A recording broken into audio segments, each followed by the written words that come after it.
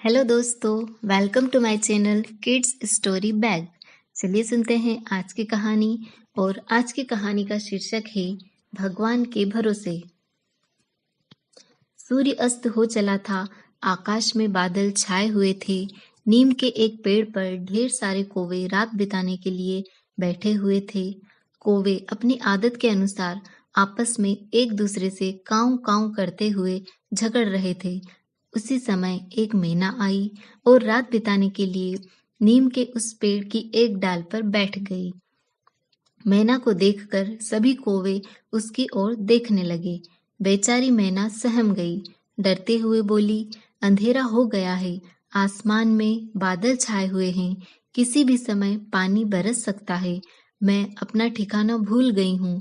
आज रात भर मुझे इस पेड़ की एक डाल के एक कोने में रात बिता लेने दो। कौवे भला उसकी बात कब मानते।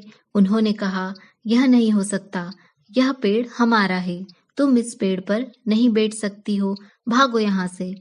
कौवों की बात सुनकर बड़े ही दीन स्वर में मैना बोली, पेड़ तो सभी भगवान के हैं। यदि बरसात होने लगी और ओले पड़ने लगे तो भगवान ही सबको बचा सकता है। मैं बहुत छोटी हूँ, तुम लोगों की बहन जैसी हूँ, मेरे ऊपर दया करके रात बिता लेने दो। मैना की बात सुनकर सभी कौवे हंसने लगे। फिर बोले, हम लोगों को तेरी जैसी बहन की कोई जरूरत नहीं है।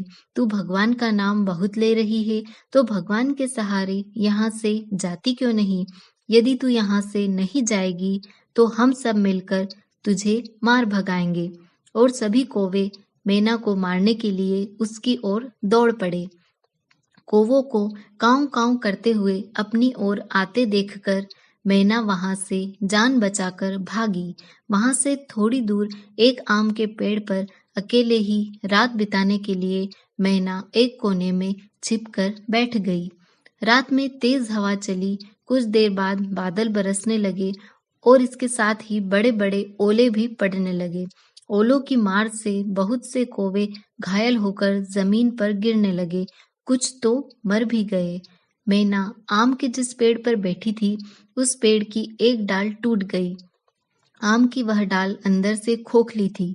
डाल टूटने की वजह से डाल के अंदर के खाली स्थान में मैना छुप गई। डाल में छिप जाने की वजह से मैना को न तो हवा लगी और न ही ओले ही उसका कुछ बिगाड़ पाए। वह रात भर आराम से बैठी रही। सवेरा होने पर जब सूरज निकला तो मैना उस खोह से निकली और खुशी से गाती नाचती हुई ईश्वर को प्रणाम किया।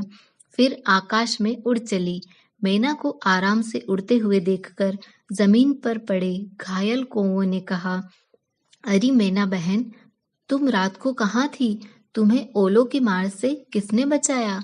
मैना बोली, मैं आम की डाली पर बैठी ईश्वर से प्रार्थना कर रही थी कि हे ईश्वर, दुखी और असहाय लोगों की रक्षा करना। उसने मेरी प्रार्थना सुन ली और उसी ने मेरी रक्षा भी की। मैना फिर बोली, हे कौवों सुनो, भगवान ने केवल मेरी रक्षा ही नहीं की, वह तो जो भी उस पर विश्वास करता है और उसकी प्रार्थना करता है, उसे याद करता है तथा भरोसा करता है, ईश्वर उसकी रक्षा अवश्य ही करता है और कठिन समय में उसे बचाता भी है। तो कैसी लगी दोस्तों आपको आज की कहानी? चलिए मिलते हैं अगली कहानी के साथ अगले वीडियो में। Thank you.